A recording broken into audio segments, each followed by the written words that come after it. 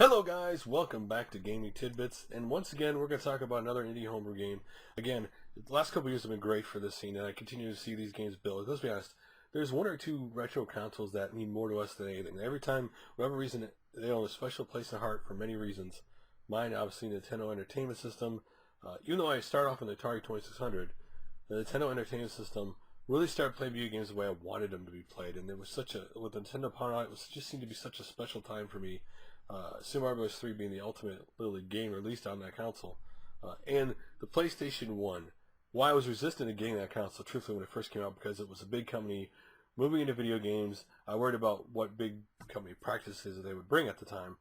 But around that time, when it was out, I met my now wife, and we both had PlayStation 1s, and we'd set them up on the weekends. We'd both, sit next to each other, two different TVs, and just play games all weekend, or games all weekend. And those two consoles hold a lot of special place in my heart. So anytime I hear any game being released for it, official or otherwise, new game, I stop and I go check it out. And I think everybody has that.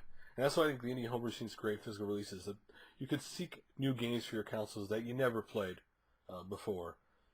Now, Xia and the Goddess of Magic, the game we're talking about today, is a 16-bit based RPG. The point of the story is simple. It's in a fantasy world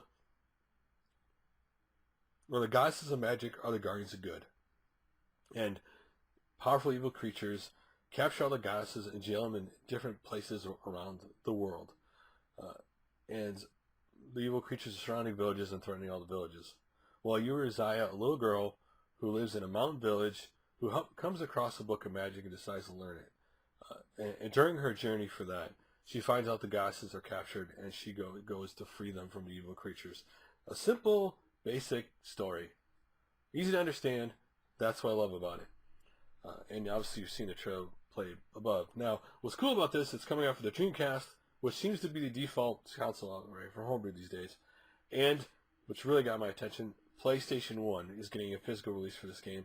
And of course it's going to be planned for Steam also on Windows. So, for those who are Dreamcast or PlayStation 1 fans, this definitely might be up your alley. I looked at Orion's other games. There's been no announcement yet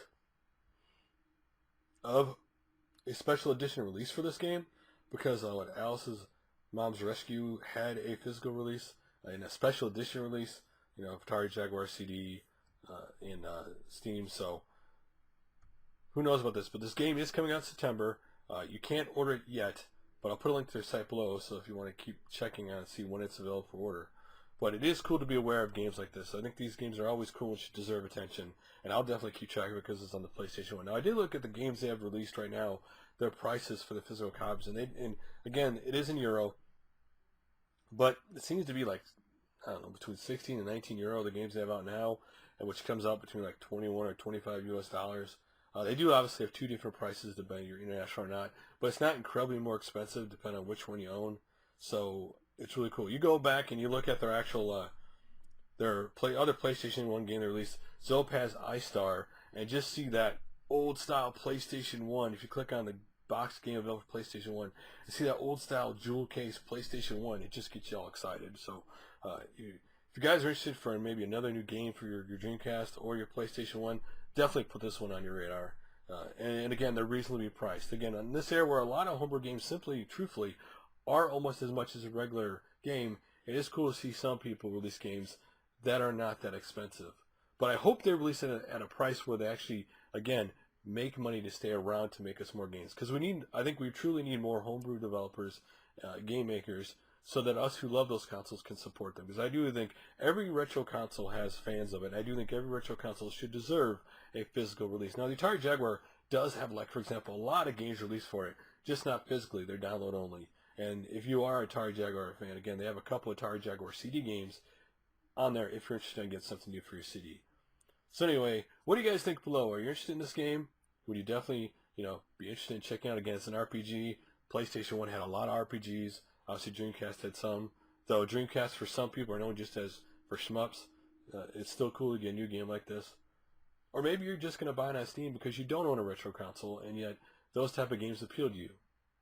Anyway, love to hear your guys' opinions. I'm definitely interested and think this is cool. I'll talk to you guys later. Thanks for watching.